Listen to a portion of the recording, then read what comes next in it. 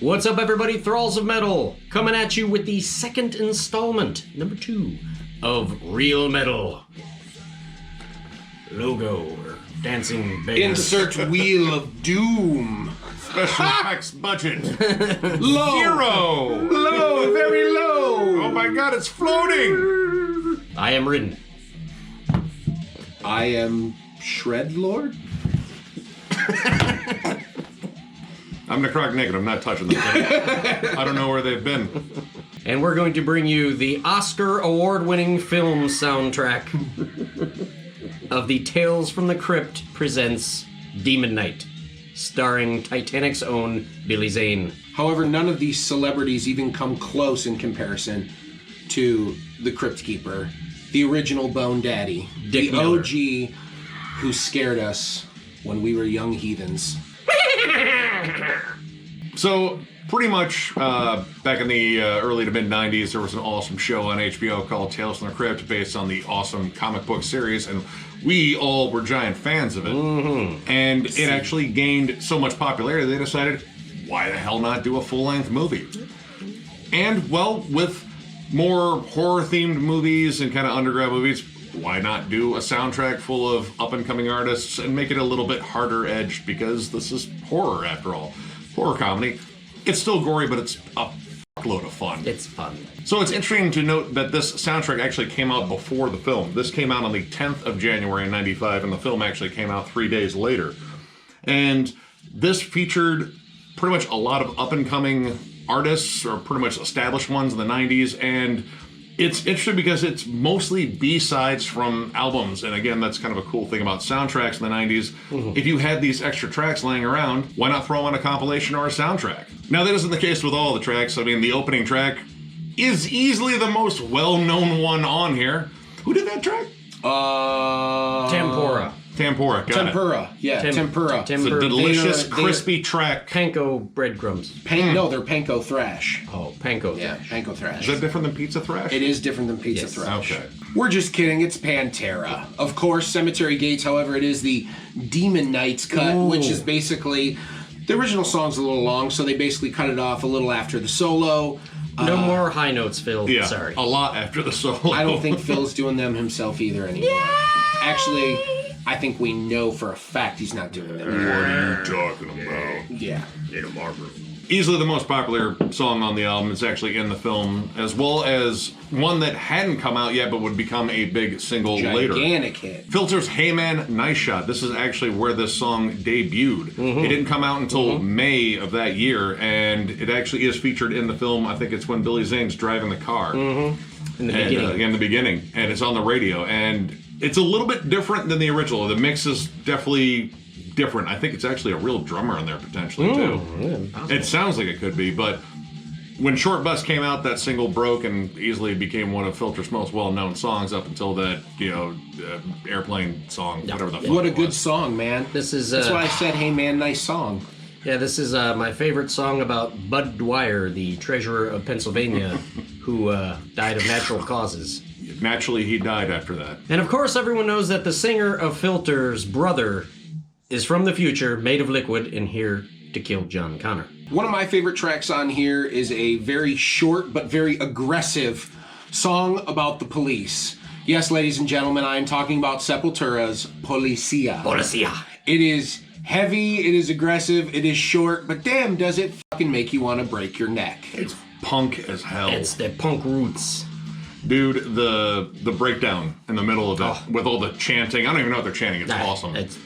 But yeah, it was like an unreleased sort of cover. It came out on like a expanded edition of Chaos AD in @93, and why not throw it on there? It's short, it's aggressive, and Max it's fun. and Andreas trade off on vocals, which I think, probably at least the first time Andreas sang. I think. Can't remember any other time, honestly. Yeah. And the only phrase that I do know is Filia da puta, which I believe is son of a bitch. We speak Spanish, Max. We hear you. Portuguese. Habla Portuguese. And another track that I kind of didn't dig right away, but then I remembered why I like this track, and that is Ministry's Tonight We Murder. And it starts out almost like an intro, but then that intro lasts half of the damn song. Well. And it gives me almost like an orgy vibe at first, right? Like maybe a little different pacing of Blue Monday for a second. But then the vocals come in and I'm going, okay, where's everything else? And then no, half of the song's like that. I'm like, oh man. But then when the bass line kicks in and everything else kicks in, I'm like, yeah, that's why I like this song. I think Al just does some weird shit to do weird shit sometimes. Well, Al sounds very creepy in this song. Well, it might not actually be Al. I believe the going rumor is that it is Groovy Man from My Life with the Thrill Kill Cult, which, if you remember, we brought them up in the Crow soundtrack. They were still pretty big in this one, and Circular. yeah. The vocals are strange. They're not really super rhythmic. No. Or tuneful. No. But they are creepier than hell. And it's interesting to note that this is a B-side, but this is a B-side from 1988. This was actually a B-side on the Stigmata single all the way from Land of Rape and Honey. So Connect the goddamn dots! it's kind of an interesting one to throw on there, especially during this like time period, because in between Psalm 69 and Filth Pig, it was just like, you know, pepper out a few singles here and there. Ministry really wasn't doing too much other than forming different drug habits, I believe. Well. One of my particular favorites on here, and honestly it's kind of an underrated song in general, is Megadeth's Diadems. I have no idea why this album didn't make the cut for Euthanasia. This was probably done during the same sessions. And I mean, honestly, I think it probably would have made that album better. I could think of a ton of tracks I would just like get out of there and throw Diadems in. It's almost like the dark, sinister twin to Tout Le Monde. It's not sad and mournful and, you know, reflective. This is kind of an Pissed ugly off dirge and of a song. cocaine fueled. And Dave is definitely wearing a leather duster. At least in the beginning. Yeah. But yeah, this has always been just a killer song, and I used to jam it a lot on Hidden Treasures when I had that EP. When I was a teen, I used to jam that EP all the time, and that was a standout track. And I always wondered why that didn't make the cut for at least Euthanasia, but I'm glad it's here because I think it's one of the best songs on this entire soundtrack. Two of my favorites are Biohazard's Beaten, which I believe it's a B-side from State of the World Address. Evan was starting to meld into Sendog a little bit. More of the yeah! The song just starts out with Bobby Hamble spinning with his leather Kango and wah, wah, wah, wah, wah, wah, wah, wah, look out. He's coming. Brooklyn, in your face. This also has a B-side, I believe, from the Wait album, Rollins Band Fall Guy, which Henry's talking. Sit down, shut up, let Hank speak.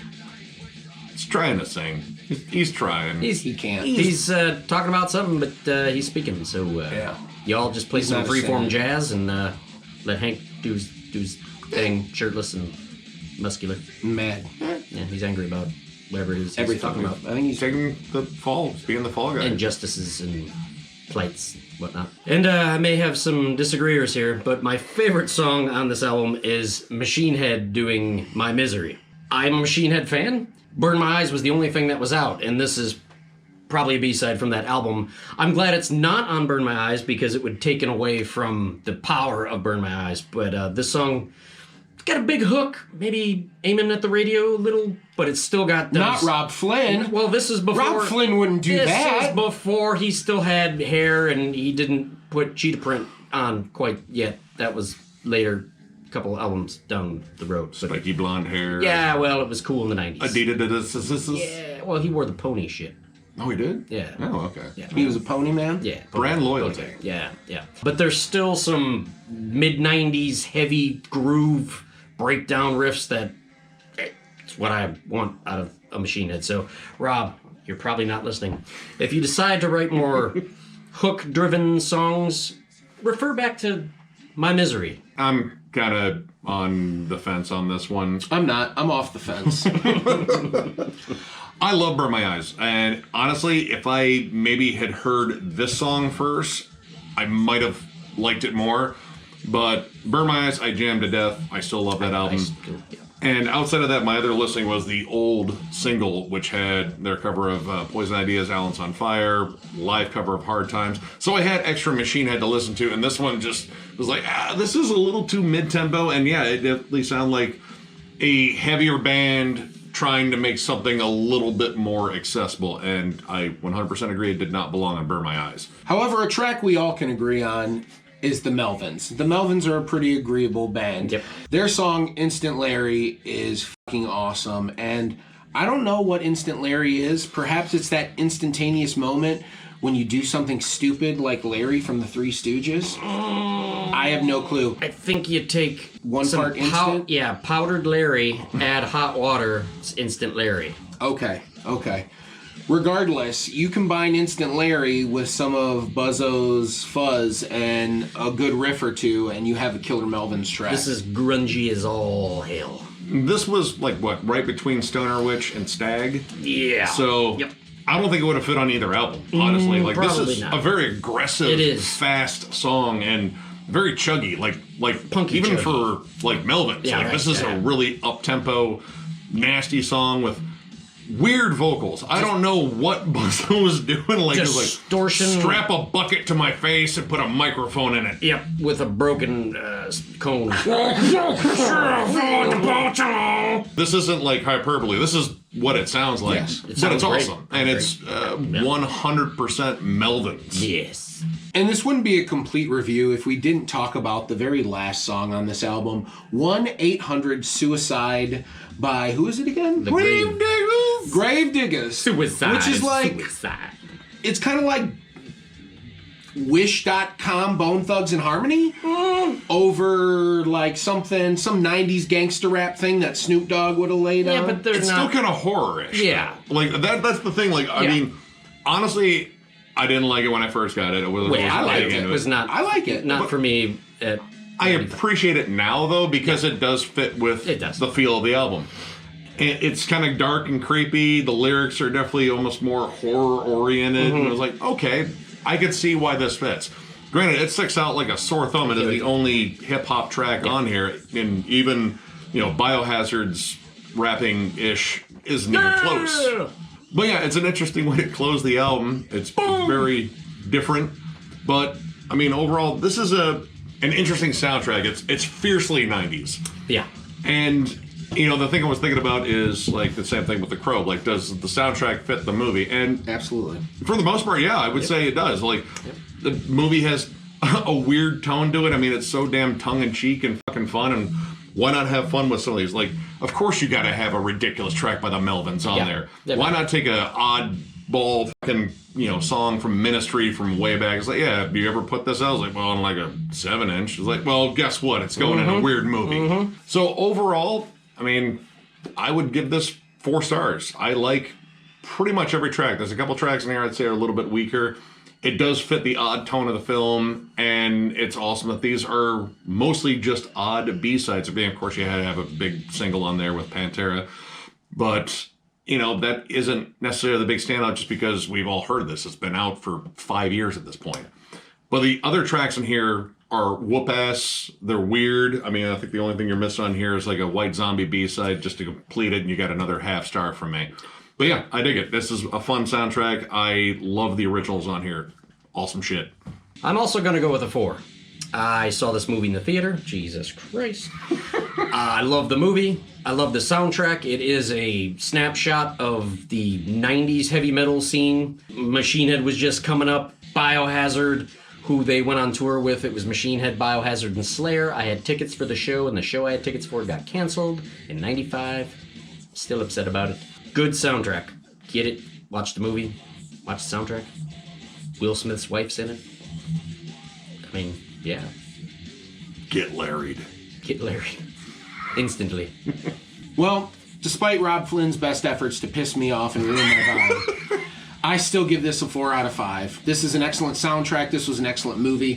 While I did not see this movie in the theaters, I do believe as a younger child I was able to go see Bordello of Blood one Thanksgiving weekend because in my family on my mother's side we have a tradition of going to the movies on Thanksgiving, and Why that not? was one I saw as a kid, Bordello of Blood. But still, both movies are great, and this soundtrack is killer. Vampire movie with hookers. Yep. Yeah, which is pretty awesome. It's pretty tall cool. redhead. My Erica Leniak. Oh, Miss July 89. I still got that issue. Go.